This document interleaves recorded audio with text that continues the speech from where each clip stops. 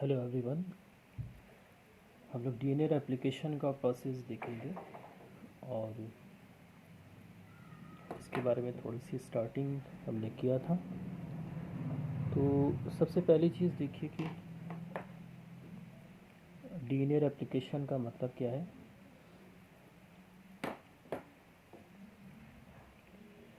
तो एक parental DNA से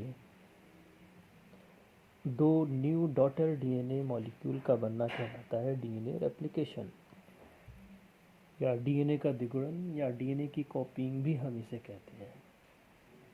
तो जैसे ये एक डीएनए का स्टैंड है और जब इसका रेप्लिकेशन होगा तो क्या होगा, दो डॉटर डीएनए मॉलिक्यूल का निर्माण होगा।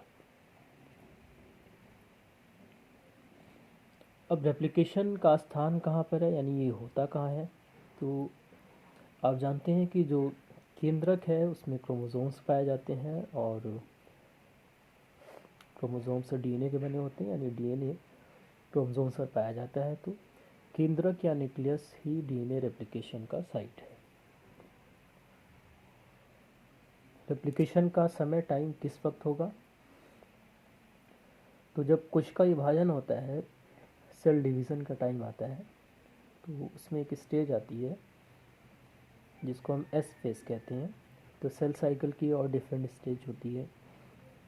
G1 फेज़ होता है, G2 फेज़, एस फेज़ और एम फेज़, ये अलग अलग स्टेज होती हैं। तो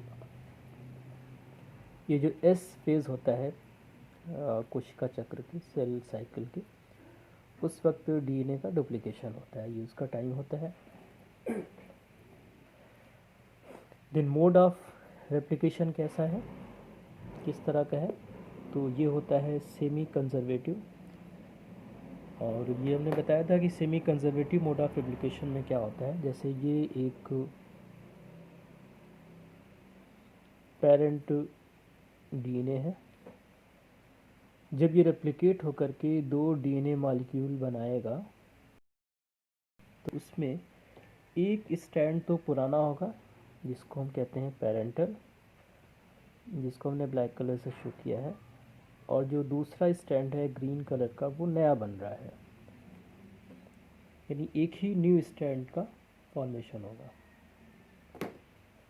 तो दोनों ही डॉटर डीएनए में एक कॉपी पेरेंट्स की मेंटेन रहेगी, एक ही नए स्ट्रैंड का फॉर्मेशन होता है। तो दो स्ट्रैंड में से एक पेरेंटल और एक नया होता है। तो इस तरह के मोड ऑफ रेप्लिकेशन को हम कहते हैं सेमी कंजर्वेटिव डीएनए रेप्लिकेशन। आगे ये देखना है कि इसमें कौन कौन से एंजाइम इन्वॉल्व होते हैं, किन एंजाइम की सहायता से ये डीएनए का रेप्लिकेशन होता है। तो बेसिकली ये 4 एंजाइम हैं जिनकी वजह से रेप्लिकेशन होता है और ये बहुत इम्पोर्टेंट है। इनके फंक्शन, इनका काम भी आपको पता होना चाहिए। तो जो पहला एंजाइम है हेलिकेज एंजाइम है, जिसको हम अनजिपिंग एंजाइम कहते हैं। तो अनजिपिंग आप जानते हो, जैसे कि जिप होती है, चेन होती है, इस तरह से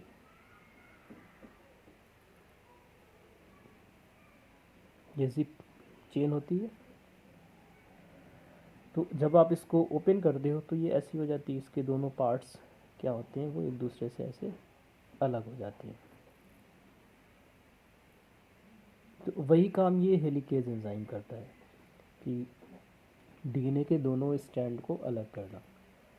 तो दोनों स्ट्रैंड के बीच में पता है आपको कि न्यूक्लियोटाइड्स होते हैं जिनके बीच हाइड्रोजन बॉन्डिंग होती है, और उन हाइड्रोजन बॉन्ड्स को तोड़ने का काम करता है हेलिकेज।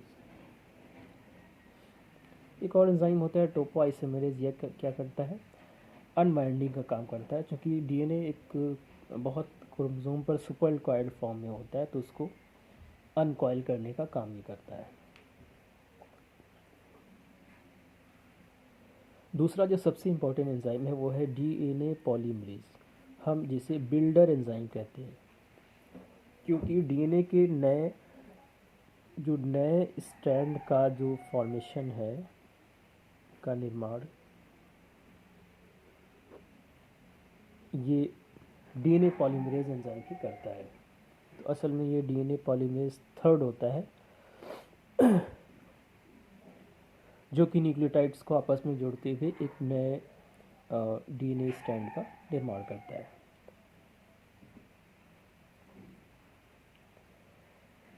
तीसरा है आरएनए प्राइमेज, इसका रोल हम आगे देखेंगे। और चौथा एंजाइम है लाइगेज एंजाइम, जिसको हम ग्लूविंग एंजाइम कहते हैं।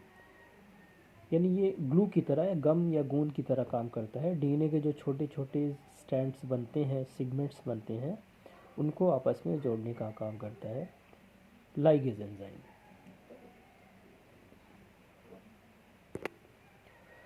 अब आगे देखते हैं कि डीएनए रेप्लिकेशन के स्टेप्स या चरण क्या क्या है। तो जो पहला स्टेप या चरण है वो है आपका अनवाइंडिंग और अनजिपिंग।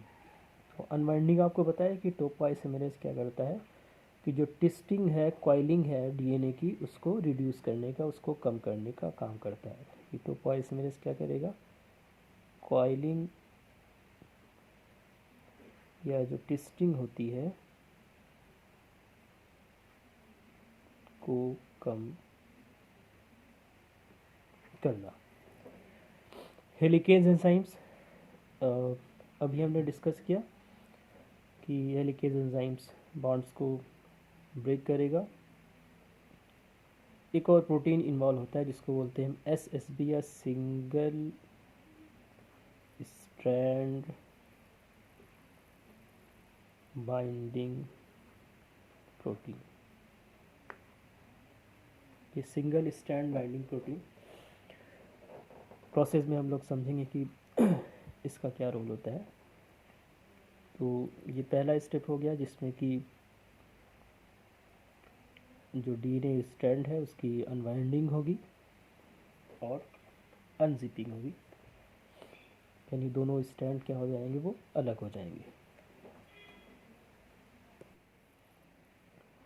दूसरा स्टेप होता है कम्प्लीमेंट्री बेस पेयरिंग, यानी पूरक क्षारों का जोड़ना। तो हमें ये पता है कि डीएनए में 4 तरह के नाइट्रोजनी बेसेस पाए जाते हैं, एडेनिन, गुआनिन, थाइमिन और साइटोसिन। तो एडेनिन का जो कम्प्लीमेंट्री बेस होता है, पूरक क्षार होता है, वो थाइमिन होता है, थाइमिन के साथ जुड़ता है। और गुआनिन का जो कम्प्लीमेंट्री बेस होता है वो साइटोसिन होता है, साइटोसिन के साथ ये हमेशा जुड़ेगा। तो इनकी आपस में पेयरिंग होना, और देन क्या होता है न्यूक्लियोटाइड का जुड़ना और नए स्ट्रैंड का निर्माण होना। तो आपको पता है एक जो न्यूक्लियोटाइड है वो एक शुगर, एक नाइट्रोजनी बेस और एक फॉस्फेट ग्रुप के मिलने से बनता है। तो जब इस तरह के बेस आपस में जुड़ जाते हैं, सॉरी ये सारे न्यूक्लियोटाइड्स, ये क्या है, ये एक न्यूक्लियोटाइड है और ये सभी न्यूक्लियोटाइड्स जुड़ करके एक कंप्लीट स्ट्रैंड का निर्माण कर लेते हैं। तो ये स्टेप से इन्वॉल्व होते हैं डीएनए रेप्लिकेशन के प्रोसेस में। अब ये प्रोसेस कैसे होता कैसे है वो हम देखते हैं। तो देखिए ये डीएनए का स्ट्रैंड है जो कि अनकॉइल्ड हो चुका है और यहाँ पर नाइट्रोजनी बेसिस से दोनों स्ट्रैंड्स आपस में ऐसे जुड़े होंगे लाइक दिस।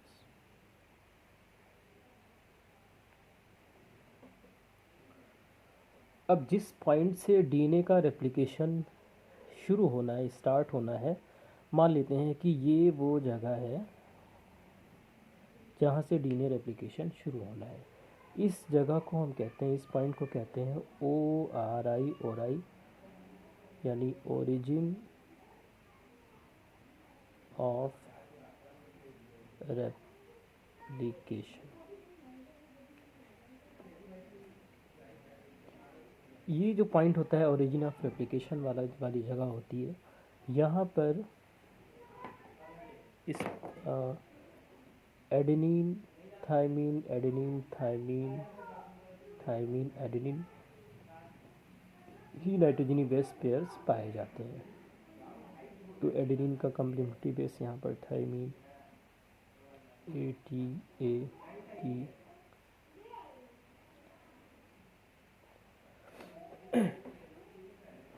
यानी जो ये ORI है, ओरिजिन ऑफ रेप्लिकेशन का पॉइंट है, वहाँ पर एडेनिन और थाइमीन बेस पेयर्स ज़्यादा होंगे, 10 से 15 न्यूक्लियोटाइड्स उस रीजन में मौजूद होंगे। जो प्रोकैरियोटिक डीएनए है, हम जानते हैं कि जो उनका डीएनए होता है वो छोटा होता है और वो सर्कुलर होता है इस तरह से। तो जो प्रोकैरियोटिक डीएनए है वो छोटा होता है, सर्कुलर यानी वृत्ताकार होता है। तो उसमें सिर्फ एक ही जगह से रेप्लिकेशन यानी डीएनए द्विगुणन की स्टार्टिंग होती है। यानी हम ये कह सकते हैं कि प्रोकैरियोट्स में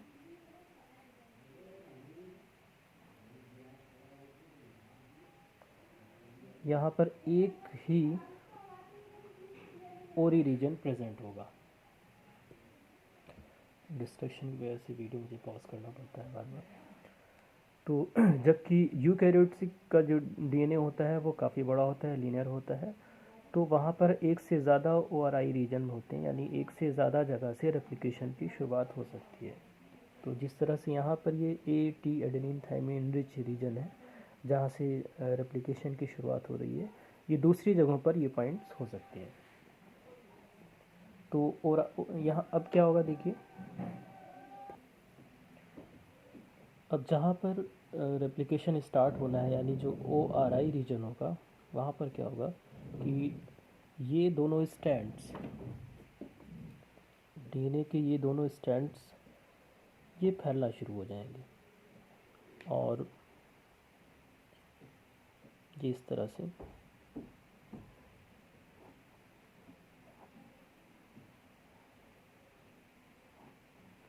तो ये जो DNA प्रोटीन है ये क्या करेगा, इनको इस तरह से फैला देगा, दूर कर देगा। तो इनके बीच ये यहाँ पर जो बॉन्डिंग थी वो भी ब्रेक हो जाएगी।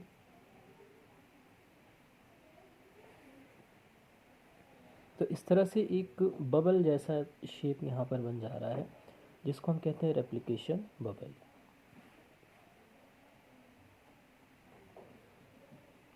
ये सपोज ये 5 डैश एंड है, ये 3 डैश एंड है, तो ये 5 डैश एंड होगा और ये 3 डैश एंड होगा।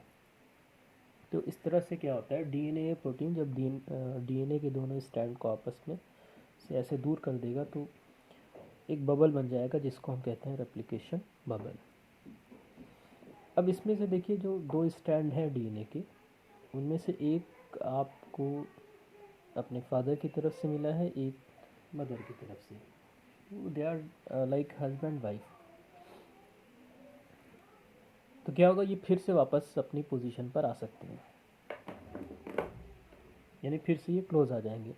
तो ऐसा ना हो इसके लिए क्या होता है, जो एक प्रोटीन होता है जिसको हम कहते हैं SSB single strand binding protein आकर के यहाँ पर जुड़ जाएगा, जिससे कि ये दोनों डीएनए के स्ट्रैंड्स दोबारा अपनी पोजीशन पर आकर के जुड़ ना पाए।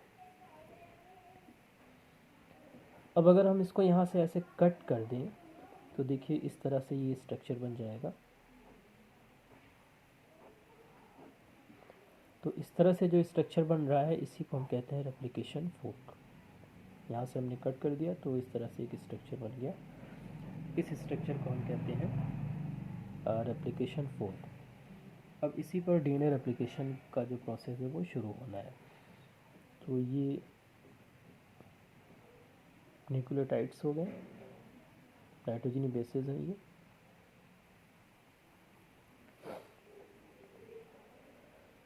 ये है 5 डैश एंड, तो ये 3 डैश एंड हो जाएगा और ये 3 डैश, ये 5 डैश एंड।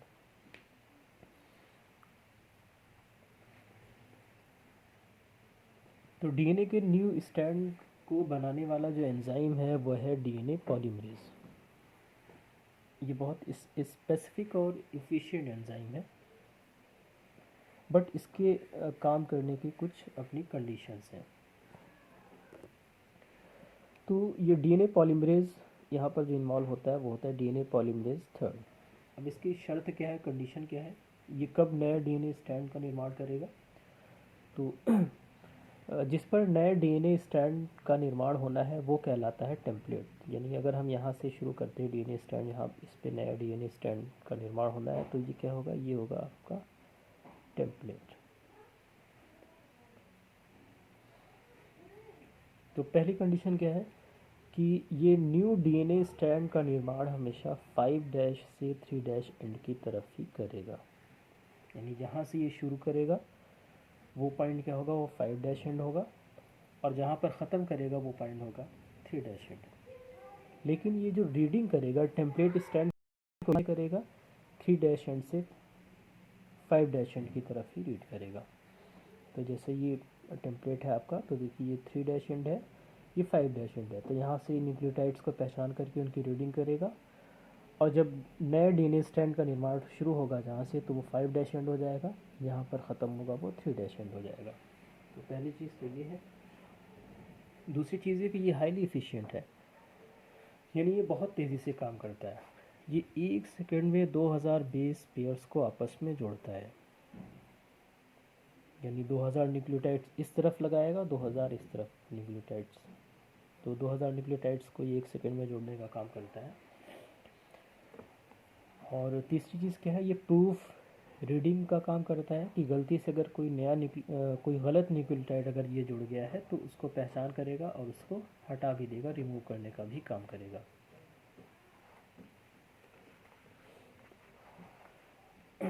तीसरी चीज़ क्या है कि इसका कहना है कि जहाँ से ये काम शुरू करेगा वहाँ पर इसको बैठने के लिए एक जगह चाहिए।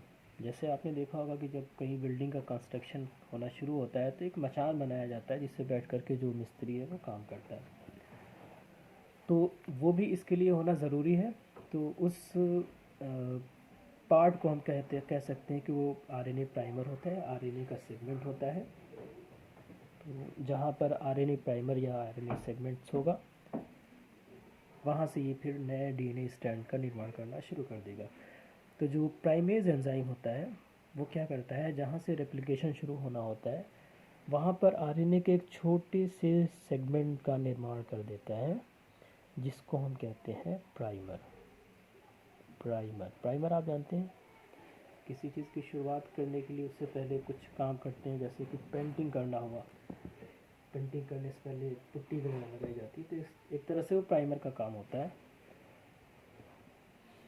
तो इसके वर्क करने के लिए ये सारी कंडीशन है कि ये सिंगल स्टैंड टेम्पलेट पे काम करेगा, 5' से 3' एंड की तरफ डीएनए का निर्माण करेगा, हाईली एफिशिएंट, प्रूफ रीडिंग का काम करता है, गलत न्यूक्लियोटाइड जुड़ने पर उसको रिमूव करके उसकी जगह पर नया सही न्यूक्लियोटाइड लगाता है, और जहाँ से ये वर्क स्टार्ट करेगा वहाँ पर एक आरएनए का छोटा सा सेगमेंट होना चाहिए जिसको हम प्राइमर कहते हैं, और उस प्राइमर का निर्माण करता है प्राइमेज एंजाइम। तो अब देखिए क्या होगा,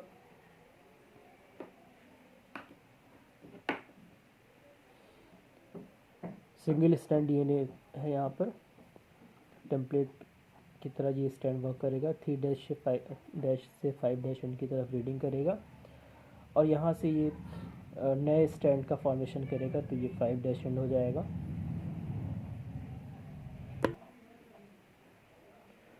तो यहाँ से नया डीएनए स्टैंड का बनना शुरू हो जाएगा। ये है आपका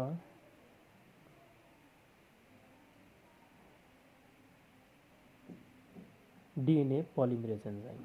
ये क्या करेगा, ये नए स्टैंड्स को इस तरह से, न्यू न्यूक्लियोटाइड्स को ऐसे जोड़ना शुरू कर देगा, तो ये चेन बनती चली जाएगी।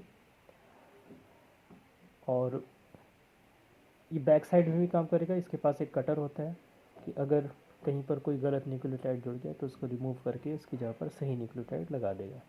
तो इस वाले स्टैंड पर देखिए एक कंटिन्यूसली डीएनए की चेन बनती ऐसे चली जाएगी, एक न्यू चेन बनती चली जाएगी। तो इस वाले स्ट्रैंड को हम कहते हैं लीडिंग स्ट्रैंड।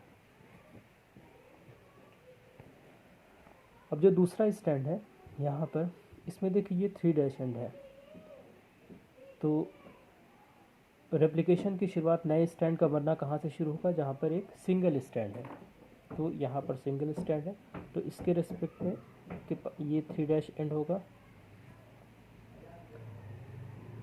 यहाँ पर आकर के आरएनए प्राइमर जुड़ेगा और यहाँ से डीएनए के नए स्ट्रैंड का फॉर्मेशन शुरू होगा,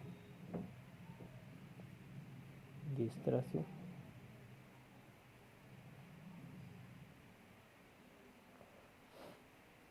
तो ये 3' एंड, तो ये इसके रेस्पेक्ट में यहाँ पर क्या हो जाएगा, 5' एंड। जैसे ही एक छोटा सा डीएनए का सेगमेंट यहाँ बन जाएगा तो ये स्टॉप हो जाएगा। फिर से यहाँ पर एक आरएनए प्राइमर जुड़ेगा और फर्दर यहाँ पर डीएनए का छोटा सा एक स्ट्रैंड यहाँ अटैच होगा। तो इस तरह से यहाँ पर 5' से 3' सॉरी 5' से 3' एंड की तरफ 5 to 3 एंड डायरेक्शन में डीएनए के छोटे छोटे सेगमेंट्स का निर्माण यहाँ पर होगा। तो ये वाला स्ट्रैंड जिसपे कि जो डीएनए स्ट्रैंड का निर्माण कंटिन्यूअस नहीं हो रहा, छोटे छोटे डीएनए के सेगमेंट बन रहे हैं, इसको हम कहते हैं लैगिंग स्ट्रैंड।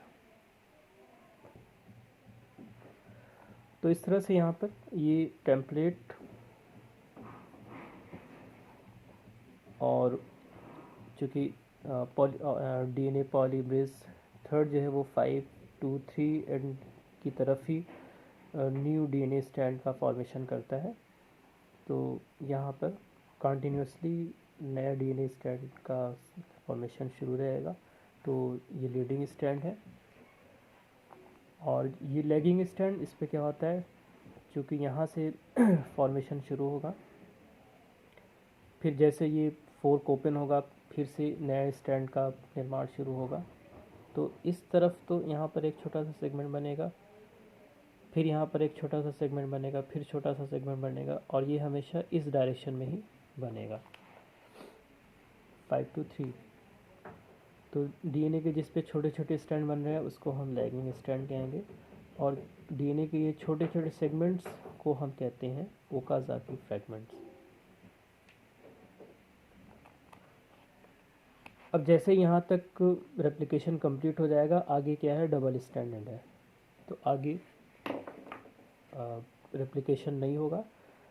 तो यहाँ पर क्या होता है, जो एक एंजाइम है डीएनए हेलिकेज एंजाइम क्या करेगा, एक नाइफ की तरह काम करेगा और नाइट्रोजन बेसिस के बीच में जो बॉन्ड है उसको ब्रेक करने का काम करेगा, यानी अलग कर देगा और 4 को क्या कर देगा, ये और आगे बढ़ जाएगा। अभी तक यहाँ तक बना हुआ था,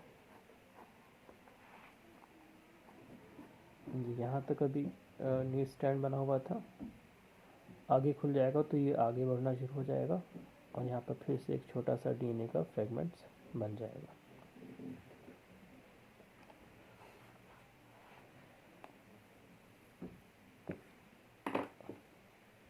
यहाँ पर शुरुआत में आरएनए का सेगमेंट लगा हुआ है जिसको हम कहते हैं प्राइमर। उसी तरह से यहाँ पर प्राइमर लगा हुआ है, यहाँ पर प्राइमर होगा। तो एक और एंजाइम जिसको हम आरएनए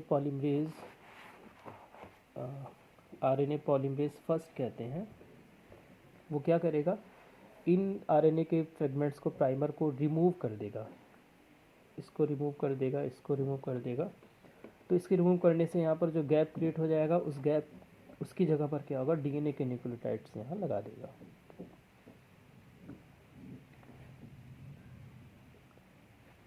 अब प्राइमर रिमूव होने के बाद यहाँ पर भी एक गैप क्रिएट होगा। तो डीएनए के जो छोटे छोटे फ्रेगमेंट्स हैं, ओकाज़ाकी फ्रेगमेंट जिन्हें हम कहते हैं, उन ओकाज़ाकी फ्रेगमेंट्स को ये डीएनए लाइगेज एंजाइम क्या करेगा, जो ग्लूइंग की तरह काम करते हैं, यानी ग्लू जैसे ग्लू सिक्रेट करके आप किसी चीज़ को आपस में जोड़ने का काम करते हैं, तो DNA ligase enzyme Okazaki fragments को आपस में कनेक्ट कर देगा। तो इस तरह से डीएनए रेप्लिकेशन का प्रोसेस कंप्लीट होता है।